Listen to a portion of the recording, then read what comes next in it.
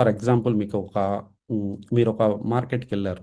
Okay, busy market, కూరగాయల market, వేల మంది ఉన్నారు అక్కడ. సో అక్కడ మిలిటరీ వచ్చి రౌండప్ చేసినారు, అనౌన్స్మెంట్ ఇచ్చినారు. ఈ 1000 మంది ఉన్నారు. ఈ 1000 మందిలో ఒక ఇద్దరు టెర్రరిస్టులు ఉన్నారు, వాళ్ళు ఎవరు నాకు తెలియట్లేదు మాకు. కాబట్టి మేము అందరినీ కాల్ చేస్తాం అన్నారు అనుకో. ఒరే ఏమ్రా మీకు పిచ్చా పైత్యం అవునా? సో ఇప్పుడు మనకు అర్థం కావాల్సింది ఏంటంటే, అలా అన్నారు అనుకుందాం, కాల్ చేసినారు అనుకుందాం, దాన్నే ఆటో ఇమ్యూనిటీ అంటే ఏంటి? కావాల్సింది చంపాల్సింది ఇద్దరిని, కానీ ఆ ఇద్దరిని చంపే ప్రయత్నంలో విచక్షణ కోల్పోయి అందరినీ చంపేస్తారు అనుకుందాం. అంటే గుడ్డిగా వెళ్ళిపోతున్నారు. వాళ్ళిద్దరిని చంపాలని ఎంత కసి ఉందంటే మిగతా వాళ్ళని, పక్కన ఉండే వాళ్ళని పట్టించుకోకుండా వీళ్ళని కూడా చంపేస్తున్నారు. ఓకే, ఈ ప్రాబ్లమ్ని ఆటో ఇమ్యూనిటీ అంటాం. అంటే ఏంటి? మన బాడీలో ఉన్న ఇమ్యూనిటీ, రోగ నిరోధక శక్తి పని ఏంటి అంటే, ఓకే, మీకు అందరికీ ఐడియా ఉంటుంది. ఆర్బీసీ, డబ్ల్యూబీసీ అని రెండు తెల్ల రక్త కణాలు, ఎర్ర రక్త కణాలు అంటాం. వైట్ బ్లడ్ సెల్స్లో చాలా రకాలు ఉంటాయి. ఓకే, సో మ్యాక్రోఫేజెస్ అని, లింఫోసైట్స్ అని, ఓకే, సో న్యూట్రోఫిల్స్ అని అట్లా. ఓకే, మనం డెప్త్కి టీ సెల్స్ అని, బి సెల్స్ అని, అవన్నీ డెప్త్కి వెళ్ళట్లేదు. సింపుల్గా మీకు అర్థమయ్యే భాషలో చెప్పాలంటే, మన బాడీలో ఒక రోగ నిరోధక శక్తి ఉంటుంది, ఒక పోలీస్ వ్యవస్థ లాగా అనుకోండి. దీని పని ఏంటి అంటే, మనం ప్రతిరోజు గాల్లో నుంచి వైరస్లు, వాటర్లో నుంచి బ్యాక్టీరియాలు, ఫుడ్లో నుంచి ఫంగస్లు, ఇట్లాంటివి లోపలికి తీసేసుకుంటూ ఉంటాం మనకు తెలియకుండానే. ఓకే, వీటి నుంచి మనల్ని కాపాడి, వాటిని ఫైట్ చేసి, వాటిని చంపేసి మనల్ని కాపాడే పని ఎవరు చేయాలా? మన బాడీలో ఉన్న ఇమ్యూన్ సిస్టమ్, రోగనిరోధక శక్తి చేయాలా.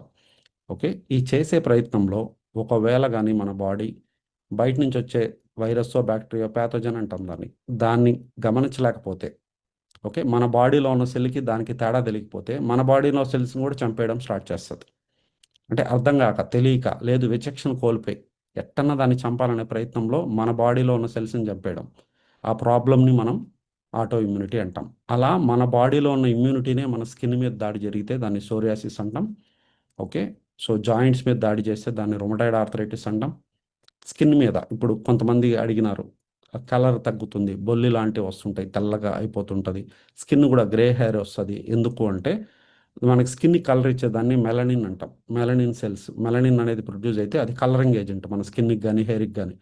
అవి తయారు చేసే సెల్స్ చనిపోయినాయి అనుకోండి, వైట్ అయిపోతుంది స్కిన్, బొల్లిలాగా మచ్చ పెరుగుతా తెల్లగా అయిపోతుంది. కొంతమంది చూసింటారు మీరు, స్కిన్ డీకలరింగ్ అంటాం, కలర్ పోవడం. జుట్టుకు కూడా అంతే, హెయిర్ ఫాలికల్స్ పోతే, కలర్ పోతే, మెలనిన్ ప్రొడ్యూసింగ్ సెల్స్ పోతే వైట్ అవుతుంది హెయిర్, అంతే, అంతకు మించి ఏం లేదు. ఓకే, సో పెయిన్ కొరుకుడు అంటాము. లేదు ఇప్పుడు మయోసైటిస్, ఇప్పుడు సమంతకు ఉన్న ప్రాబ్లం, హీరోయిన్ సమంతకి, అంటే అది కూడా ఆటో ఇమ్యూన్ కండిషనే, కానీ బాడీలో ఉన్న ఇమ్యూనిటీ కండరాల మీద అటాక్ చేస్తుంది. అంటే విపరీతమైన బాడీ పెయిన్స్ ఉంటాయి, అర్థమవుతుందా? సో ప్రోటీన్ డిసింటిగ్రేషన్ అంటాం, మజిల్ కోల్పోతూ ఉంటారు. బాగా ఎక్కువ ప్రోటీన్ తీసుకోవాలి, ఎక్సర్సైజ్ చేసినా అయినా కూడా మజిల్ కోల్పోతుంటారు. విపరీతమైన పెయిన్స్ ఉంటాయి, ఎప్పుడూ బాడీ పెయిన్తోనే ఉంటుంది అనమాట. ఓకే, మయోకార్డైటిస్ అంటాం, హార్ట్ మజిల్కి సంబంధించింది. థైరాయిడ్ మీద దాడి జరగచ్చు, ప్యాంక్రియాస్ మీద, డయాబెటీస్, ప్యాంక్రియాస్ మీద దాడి జరిగితే డయాబెటీస్లోకి వెళ్ళిపోవచ్చు. అంటే మన బాడీలో ఉన్న ఇమ్యూనిటీ మన బాడీలో ఉన్న ఆర్గాన్స్ మీద కానీ, టిష్యూస్ మీద కానీ, మజిల్ మీద కానీ ఎక్కడైనా దాడి చేయొచ్చు. ఎందుకు చేస్తుందంటే విచక్షణ కోల్పోయి ప్రవర్తించడం వల్ల చేస్తుంది. ఇప్పుడు మీరు కోవిడ్లో సెకండ్ వేవ్లో చాలామంది చనిపోయినారు. ఎందుకు చనిపోయినారు? లంగ్స్లో ఎక్కడో ఒక వైరస్ ఉంటే దాన్ని చంపే ప్రయత్నంలో లంగ్ని డ్యామేజ్ చేసేయడం. లంగ్స్ని డ్యామేజ్ చేస్తే ఏమవుతుంది? సాచురేషన్ లెవెల్స్, ఆక్సిజన్ లెవెల్స్ పడిపోయి చనిపోవడం జరుగుతుంది. సో దీనికి డాక్టర్లు చేసే ట్రీట్మెంట్ ఏంటి? అలోపతిలో అసలు దీనికి ట్రీట్మెంట్ ఉందా అంటే లేదు. ఏముంది ట్రీట్మెంట్? ఏం చేస్తారు అంటే స్టెరాయిడ్స్ ఇస్తారు. స్టెరాయిడ్ అంటే ఏంటి? మన ఇమ్యూనిటీని పడుకోబెట్టే ఒక మెడిసిన్ అనుకోండి. అంటే మన ఇమ్యూనిటీనే కదా మన మీద దాడి చేస్తుంది. సో దాన్ని పడుకోబెట్టేస్తే, మత్తుమంది ఇచ్చి పడుకోబెట్టేస్తే ఏమవుతుంది? ఇమ్యూనిటీ పడుకుంటుంది. మనం గాలి పీల్చడం ఆపుతున్నామా? ఆపట్ల. ఫుడ్ తినడం, వాటర్ తాగడం ఆపుతున్నాం? ఆపట్ల. మరి అక్కడి నుంచి వచ్చే వైరస్ బ్యాక్టీరియాలతో ఫైట్ చేసేది ఎవరు? ఇమ్యూనిటీ నిద్రపోతుంటే. అందుకని సెకండరీ ఇన్ఫెక్షన్ స్టార్ట్ అవుతాయి. మీకు ఐడియా ఉంటే ఇండియాలో 30,000 బ్లాక్ ఫంగస్ కేసులు రిజిస్టర్ అయినాయి కోవిడ్ టైంలో. ఎందుకు? విపరీతమైన స్టెరాయిడ్ యూసేజ్ వల్ల, ఇమ్యూనిటీని పూర్తిగా పడుకోబెట్టేయడం వల్ల, రోజు గాల్లో నుంచి పీల్చే బ్లాక్ ఫంగస్ కూడా మన మీద దాడి చేయడం మొదలు పెడుతుంది. ఎందుకు? ఇమ్యూనిటీ లేదు కాబట్టి. దీన్ని సెకండరీ ఇన్ఫెక్షన్స్ అంటాం. ఓకే, ఉన్న ఒకే ఒక ట్రీట్మెంట్ ఏంటి ఆటో ఇమ్యూనిటీకి ఇప్పుడు అలోపతిలో? స్టెరాయిడ్ లీయడం. ఇంతకుమించి సొల్యూషనే లేదు. ఓకే, సో ఫస్ట్ ఎందుకు వస్తుంది అసలు? ఓకే, మన బాడీలో ఉన్న ఇమ్యూనిటీ మన మీద దాడి ఎందుకు చేస్తుంది అంటే, బికాస్ ఆఫ్ లీకీ గట్ అనే ప్రాబ్లం. అంటే ఏంటి? మనం ఫుడ్ తిన్నప్పుడు నోట్లో నుంచి తింటాం, అక్కడి నుంచి గొంతులోకి, అక్కడి నుంచి పొట్టలోకి, అక్కడి నుంచి చిన్న పేగు, అక్కడి నుంచి పెద్ద పేగు, అక్కడి నుంచి బయట వెళ్ళిపోద్ది. ఈ జర్నీలో చిన్న పేగు అనేది 21, 22 అడుగులు ఉంటుంది. ఓకే, చిన్న పేగులో ఎలా ఉంటుంది ఫుడ్? మీరు నోట్లో నమిలి ఎంగిల్తో కలుస్తుంది, సలైవాతో కలిసి ఫ్లూయిడ్ ఫామ్లో పొట్టలోకి వెళ్తుంది. అక్కడ యాసిడ్తో కలిసిన తర్వాత చిన్న పేగులోకి వెళ్తుంది. చిన్న పేగు ఎంట్రన్స్లో బైల్ జ్యూస్, గాల్ బ్లాడర్ నుంచి బైల్ జ్యూస్ కూడా, పైత్య రసం అంటాం కదా, అది కూడా వచ్చి కలుస్తుంది. అది ఎందుకు? డైజెషన్కి కానీ వైటమిన్ మినరల్ అబ్జార్ప్షన్కి కానీ అన్నిటికీ ఆ బైల్ జ్యూస్ అనేది చాలా ఇంపార్టెంట్. ఓకే. సో ఇప్పుడు ఫుడ్ వీటన్నిటితో కలిసిన తర్వాత ఫుడ్ ఏ ఫామ్లో ఉంటుంది? జ్యూస్ ఫామ్లో ఉంటుంది. చిన్న పేగు 22 అడుగులు కూడా జ్యూస్ ఫామ్లోనే ఉంటుంది. అది పెద్ద పేగులోకి వచ్చినాక వాటర్ అబ్జార్ప్షన్ జరిగి స్టూల్ గట్టిగా అవుతుంది. మనం ఇది ఆల్రెడీ కాన్స్టిపేషన్ చెప్పినప్పుడు చెప్పాను నేను. ఈ చిన్న పేగు 21, 22 అడుగుల్లో ఏం జరుగుతుందంటే, ఆ పైప్ ఏదైతే పేగు ఉందో, పేగు లోపల ఫుడ్ ఉంటుంది జ్యూస్ లాగా, పేగు బయట బ్లడ్ ఉంటుంది అనుకుందాం. ఈ ఫుడ్లో నుంచి ఒక మెష్ లాగా ఉంటుంది అనుకుందాం. ఓకే, మీకు అర్థం అవడానికి లేమన్ లాంగ్వేజ్లో చెప్తున్నాను నేను. సైంటిఫిక్ టర్మ్స్ వాడితే మీకు అర్థం కాదు, అందుకని. ఓకే. సో ఒక మెష్ లాగా ఉందనుకుంటే, ఈ మెష్లో నుంచి, పేగుల్లో నుంచి బ్లడ్లోకి వైటమిన్స్, మినరల్స్, న్యూట్రిషన్ అనేది వెళ్తుంది. ఓకే. ఫుడ్ వెళ్తుంది అంటే ఫుడ్ వెళ్ళకూడదు. ఫుడ్ ఎట్లా వెళ్ళాలి? చిన్న పేగుల నుంచి పెద్ద పేగులోకి వెళ్ళాలి, పెద్ద పేగు నుంచి బయట వెళ్ళిపోవాలి, మోషన్ రూపంలో వెళ్ళిపోవాలి, కానీ బ్లడ్లోకి వెళ్ళకూడదు. బ్లడ్లోకి ఏమేమి వెళ్ళాలి? మైక్రో న్యూట్రియంట్స్ అంటాం. ఓకే, ప్రోటీను, అర్థమవుతుందా? సో వైటమిన్స్, మినరల్స్ ఇవి మాత్రమే వెళ్ళాలి, కానీ ఫుడ్ వెళ్ళకూడదు. ఇప్పుడు మీరు టీ వడగట్టే గరిట ఉంటుంది కదా, మీరు టీ పోస్తే ఏమవుతుంది? టీ పౌడర్ పైన ఆగిపోతుంది, టీ వరకు కిందకి వెళ్ళిపోతుంది కదా. ఒకవేళ చిల్లు పడింది అనుకోండి దానికి, టీ పొడి కూడా కప్లోకి వచ్చేస్తుంది. సేమ్ అదే విధంగా ఫిల్టర్ ఎక్కడ దాకా ఆపాలి? ఓన్లీ న్యూట్రిషన్ ఒక్కటే బ్లడ్లోకి లీక్ అవ్వాలి తప్ప ఫుడ్ లీక్ కాకూడదు. ఒకవేళ దీనికి చిల్లు పడింది అనుకుందాం, ఓకే, ఆ హోల్ పెద్దదైంది అనుకుందాం సైజ్, ఎందుకంటే న్యూట్రిషన్ సైజ్ చిన్నది ఉంటుంది, ఫుడ్ పార్టికల్ సైజ్ పెద్దది ఉంటుంది. పెద్దది కూడా వెళ్ళిపోతుంది అనుకోండి మెష్లో దాటి, దాన్నే లీకీ గట్ అంటాం. ఓకే. అలా ఫుడ్ కూడా బ్లడ్లోకి లీక్ అయిపోతే బ్లడ్లో ఉన్న ఇమ్యూనిటీ ఏం చేస్తుంది? దానికి అర్థం కాదు ఏం జరిగిందో, ఏదో వచ్చేసింది బ్లడ్లోకి అని చెప్పి దాంతో ఫైట్ చేయడం మొదలు పెడుతుంది. అంతలోపల లివర్ ఏం చేస్తుంది? లివర్ ప్రతి నిమిషం 1.7 లీటర్స్ ఆఫ్ బ్లడ్ని ఫిల్టర్ చేస్తుంటుంది. అంటే మన బాడీలో ఉన్న మొత్తం బ్లడ్ని ఎవ్రీ 3 మినిట్స్కి ఒకసారి మొత్తం ఫిల్టర్ చేస్తుంది. 5.2 లీటర్స్ ఉన్నింది అనుకోండి బ్లడ్, ఈ మొత్తం బ్లడ్ని ఫిల్టర్ చేస్తూ ఉంటుంది లివర్. చేసి చెత్తనంతా కలెక్ట్ చేసి బైల్ జ్యూస్లో కలిపి చిన్న పేగులోకి పంపించేస్తుంది, బ్లడ్లో ఉంచదు. మీకు ఎప్పుడైనా డౌట్ ఉంచిందా? పారాసిటమాల్ వేసుకున్నాం, జ్వరం తగ్గింది, మళ్ళీ 4-5 గంటలకు మళ్ళీ జ్వరం ఎందుకు వస్తుందంటే ఆ పారాసిటమాల్ బ్లడ్లో ఉంచట్లే లివర్, తీసేసుకొని క్లీన్ చేసి, మీకు అర్థమవుతుందా? బ్లడ్లో పారాసిటమాల్ అలాగే ఉంటే మీకు జ్వరం ఇంక రాకూడదు. మరి ఎందుకు డోసేజ్ కూడా డాక్టర్ 1-1-1 1-0-1 ఎందుకు రాస్తున్నారు డోసేజ్లు? ఎందుకంటే ఈ మెడిసిన్ని లివరు ఎంతసేపు లోపల బయటికి పంపించేస్తుంది అనే టైం బేస్ చేసుకొని మీకు డోసేజెస్ ఇస్తారు. మీకు 2 ట్యాబ్లెట్ల, రోజుకి 3 ట్యాబ్లెట్ల, 4, 3 గంటలకు ఒకసారి, 6 గంటలకు ఒకసారి అనేది ఎందుకంటే వాళ్ళు ఇచ్చే ట్యాబ్లెట్, ఆ ఫార్ములా లేకపోతే ఆ కెమికల్ ఉంటుంది కదా, దాన్ని ఆ డ్రగ్ ఎంతసేపు ఉంచుతుంది లివర్, ఎంతసేపు లోపల దీన్ని తీసి బయటికి పంపించేస్తుంది. ఇప్పుడు పారాసిటమాల్ డోలో అనుకుందాం, మీరు వేసుకున్నారు 5-6 గంటల తర్వాత పనిచేయదు ఇంకా. ఎందుకో అంత లోపల ఇది ఫిల్టర్ చేసి మొత్తం, అలా అది లేకపోతే, లివర్ అలా చేయకపోతే మనం చనిపోతాం కదా. మనం తింటున్న ఫుడ్లో పురుగుల మందులు, కూరగాయల్లో పురుగుల మందులు, ఫుడ్లో నుంచి ఎరువులు, రైస్లో నుంచి ఎరువులు, ఇవన్నీ హెర్బిసైడ్స్, ఇవన్నీ చెత్తనంతా మనల్ని క్లీన్ చేసి కాపాడుతుండేది లివరే. అది మెడిసిన్ కూడా అంతే, మెడిసిన్ ఇచ్చినా కూడా అదేం ఉంచదాడ, క్లీన్ చేసి బయటికి పంపిస్తుంటుంది. అంటే మీకు అర్థం కావడానికి చెప్తున్నది. సో ఈ ఫుడ్ కూడా ఏదైతే బ్లడ్లోకి వెళ్ళిందో ఫిల్టర్ చేసి బయటికి పంపించేస్తుంది. ఓకేనా. మళ్ళీ బయలు జ్యూస్లో కలిపి మళ్ళీ చిన్న పేగులోకి వెళ్ళి బయట వెళ్ళిపోవాలి అది. కానీ మన బాడీలో బ్లడ్లో ఉన్న ఇమ్యూనిటీకి ఒక మెమరీ ఉంటుంది కదా. మొన్న ఒకటి వచ్చింది, దాంతో నేను ఫైట్ చేస్తున్నాను, అది ఎట్టో పోయింది కనపడలేదని. మళ్ళీ మీరు అదే ఫుడ్ తిన్నారు 2 రోజుల తర్వాత, 3 రోజుల తర్వాత, మళ్ళీ అది లీక్ అయింది. ఎందుకంటే ఒక్కొక్క ఫుడ్ పార్టికల్ ఒక్కొక్క సైజు ఉంటుంది, వంకాయకి ఒకటి, చికెన్కి ఒకటి, పాలకు ఒకటి అని కదా. సో అది ఏది లీక్ అయిందో మనకు తెలియదు.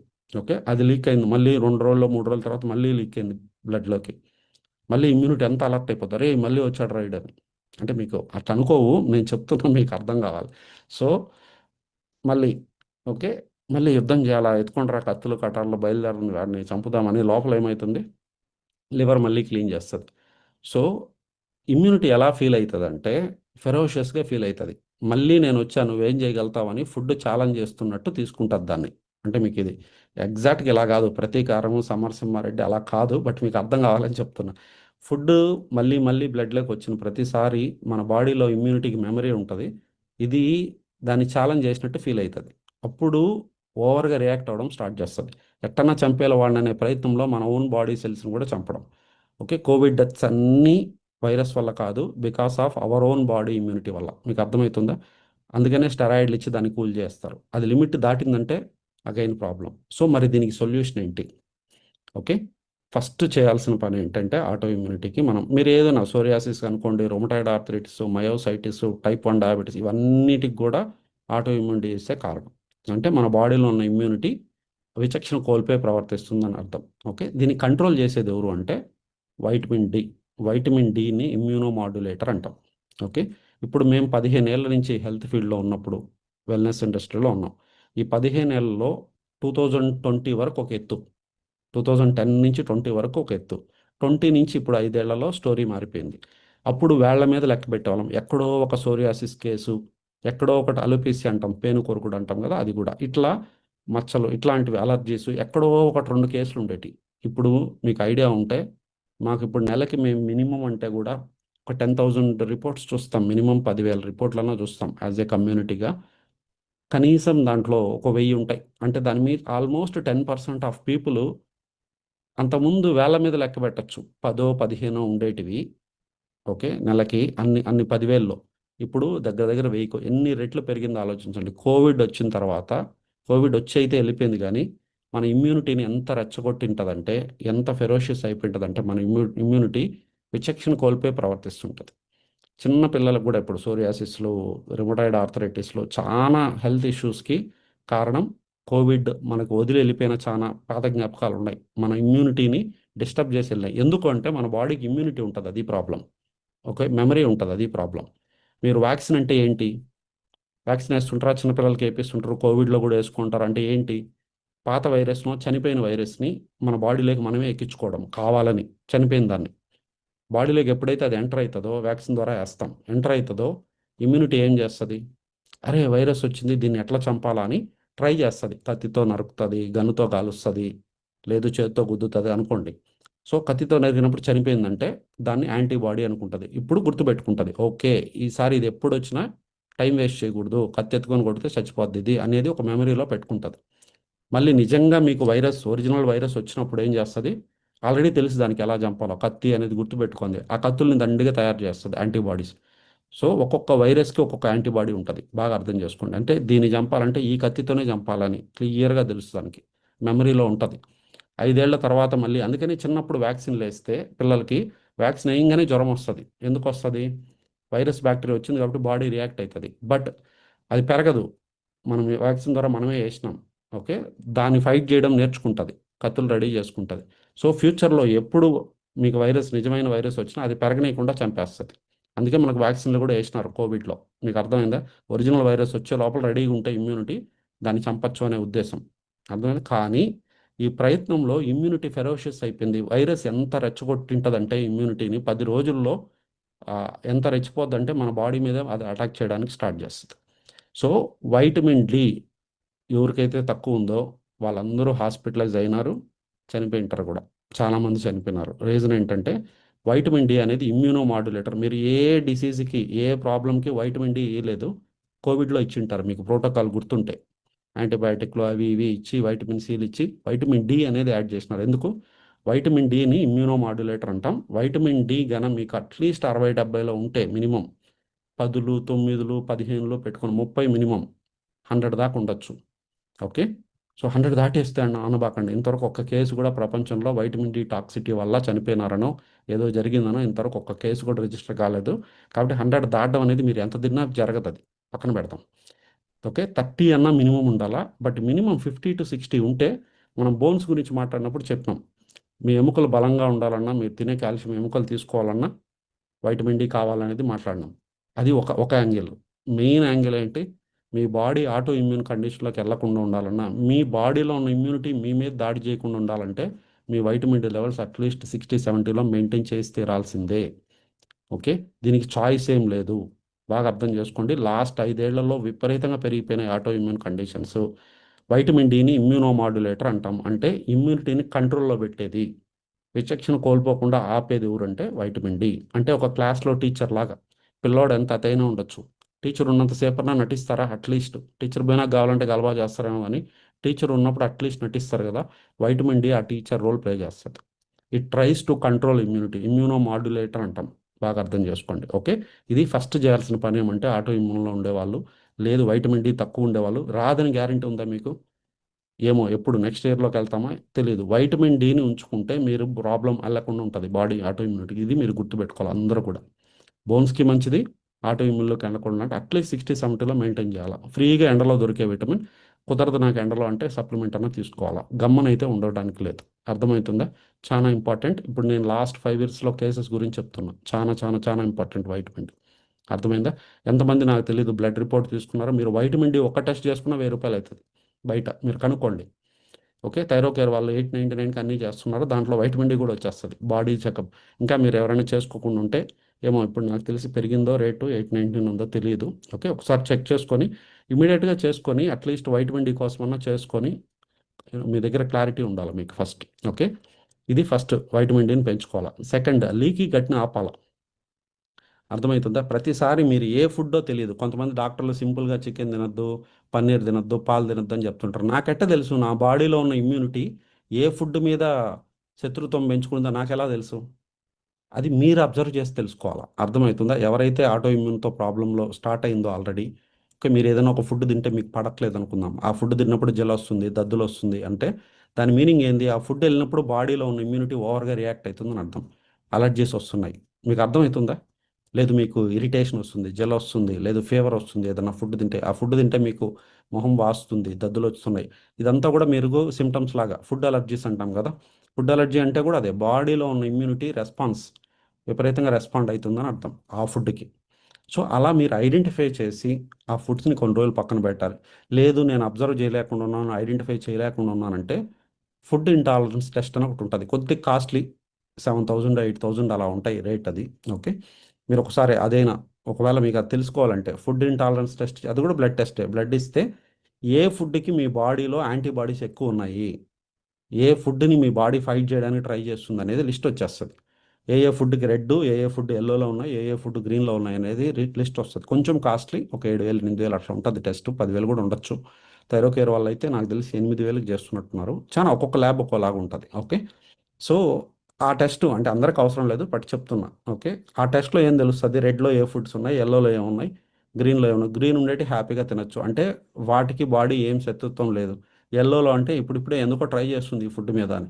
రెడ్లో ఉన్న ఫుడ్స్ని కంప్లీట్గా అవాయిడ్ చేయాలి ఒక 1 ఇయర్ పాటు. ఇది చేయాలి అంటే మీకు మీకు సొల్యూషన్ చెప్తున్నా. 1 ఇయర్ పాటు పక్కన పెట్టేయాలి ఆ రెడ్లో ఉన్న ఫుడ్స్ని. అది ఏదైనా అవ్వచ్చు, మీకు ఇష్టమైన పాలు అవ్వచ్చు, మీకు ఇష్టమైన పెరుగు అవ్వచ్చు, చాక్లెట్ అవ్వచ్చు, బాదం అవ్వచ్చు, ఏదైనా ఉంటుంది దాంట్లో లిస్ట్లో. మనకు తెలియదు, లిస్ట్ చూస్తే తెలుస్తుంది. ఓకే, వాటిని పక్కన పెట్టాలి. ఎందుకంటే ఆ ఫుడ్స్ తిన్న ప్రతిసారి మీ బాడీలో ఉన్న ఇమ్యూనిటీ మళ్ళీ మళ్ళీ రెచ్చగొట్టినట్టు. ఓకే, ఫ్రస్ట్రేషన్ అంటే ఫెరోషియస్ అయిపోతుందని అర్థం, విచక్షణ కోల్పోతుందని అర్థం. ఈ ఫుడ్స్ని అవాయిడ్ చేయాలి ఫస్ట్. సెకండ్ ఏం చేయాలా? ఈ లీకీ గట్ని పోడ్చాలి. ఏదైతే లీకీ గట్ ఉందో ఇన్నర్ లేయర్, దాన్ని వర్క్ చేయాలి దాని మీద మనం. అర్థమవుతుందా? ఇన్నర్ లేయర్ ఆఫ్ గట్ మీద వర్క్ చేయాలి. Lot of vitamins. ఇప్పుడు ఒక గోడ కూలిపోయింది అనుకోండి, ఆ గోడ మళ్ళీ కట్టాలంటే ఏం చేయాలా? ఇటుకలు, సిమెంటు, ఇసుక, ఇవన్నిటితో పాటు మేస్త్రి కావాలా. అవునా?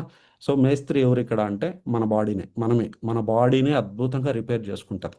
మన బాడీ కంటే మించిన మెకానిక్కో మేస్త్రినో ఎవరు లేరు. కానీ ఇటుకలు, ఇసుక మనం ఇయ్యాల. అర్థమైంది? అది కూడా ఇకపోతే అది ఎట్ట రిపేర్ అవుతుంది?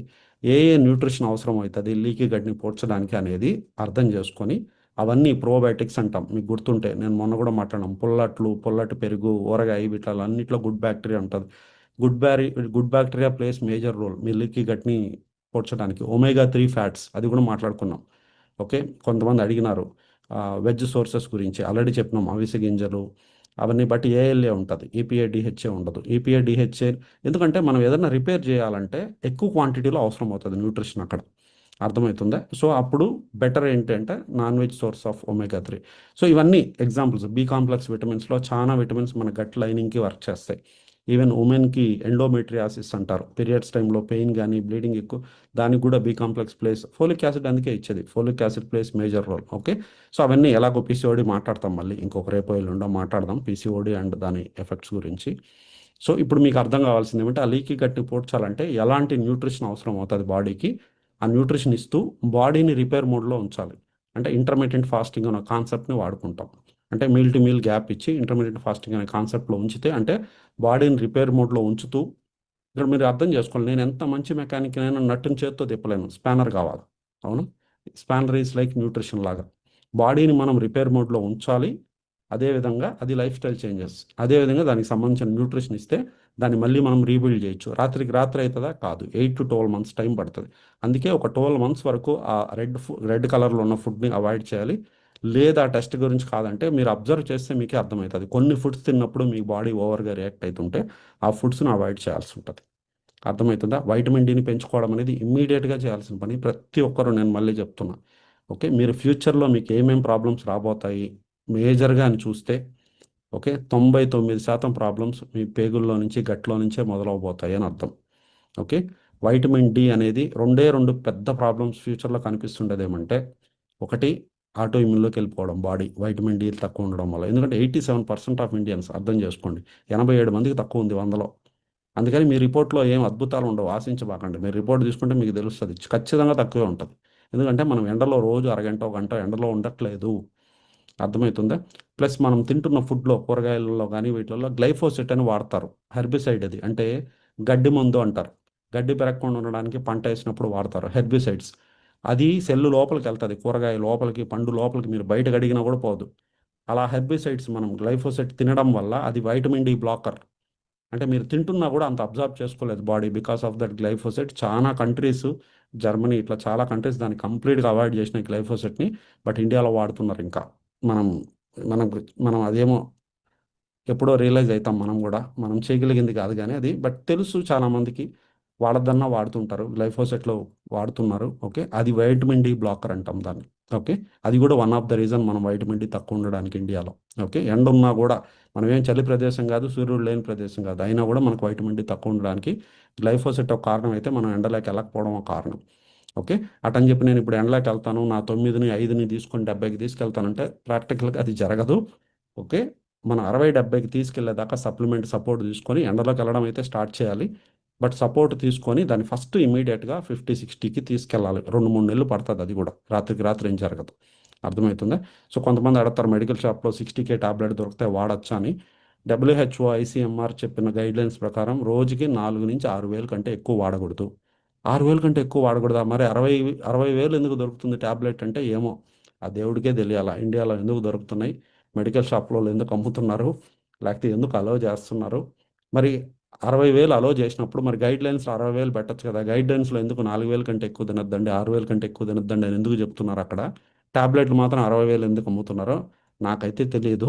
ఓకే, మీకు ఎవరికైనా తెలిస్తే చెప్పండి. చాలా ఉన్నాయి అట్లా యాంటీబయాటిక్స్, చాలా కంట్రీస్లో మెడికల్ షాప్ వాళ్ళు ఇవ్వకూడదు ప్రిస్క్రిప్షన్ లేకుండా. ఇండియాలో యాంటీబయాటిక్లు విపరీతంగా ఇస్తున్నారు. ఇది కూడా ఫ్యూచర్లో మనకు రాబోయే పెద్ద ప్రాబ్లం. మీరు ఏం టాబ్లెట్ వేసుకున్న యాంటీబయాటిక్లు సూపర్ బగ్స్ అంటాం, పని చేయకుండా తయారైందంటే ఏం చేస్తారు? జ్వరం తగ్గదు. ఫ్యూచర్లో జరగబోయే బిగ్గెస్ట్ ప్రాబ్లం ఏంటంటే అంటే యాంటీబయాటిక్ రెసిస్టెంట్ బ్యాక్టీరియా అంటాం. మీరు ఎంత యాంటీబయాటిక్ వేసుకున్నా కూడా చనిపోని ఒక బ్యాక్టీరియాని తయారు చేయబోతున్నారు, మనమే తయారు చేసుకోబోతున్నాం.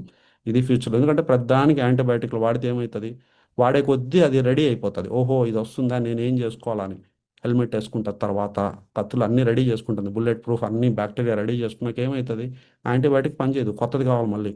అట్లా ఎన్ని రోజులు చేస్తూ ఉంటాం కొత్తది. అన్నీ వేసేసుకున్నాక బుల్లెట్ ప్రూఫ్ హెల్మెట్ గ్లౌజ్ అన్నీ వేసుకున్నాక ఇంకెట చంపుతారు దాన్ని? ఇప్పుడు దాన్ని సూపర్ బగ్ అంటాం. ఫ్యూచర్లో రాబోయే పెద్ద ప్రాబ్లం అదే. కాబట్టి యాంటీబయాటిక్స్ని అవాయిడ్ చేయడానికి ట్రై చేయండి వీలైనంత వరకు. అన్నిటికీ వేసుకోవద్దు. పిల్లలకు కూడా రెండో రోజు జ్వరం తగ్గకపోతే పోసేస్తారు యాంటీబయాటిక్లు. మ్యాక్సిమం అవాయిడ్ చేయడానికి ట్రై చేయండి. ఇది ఫస్ట్ థింగ్.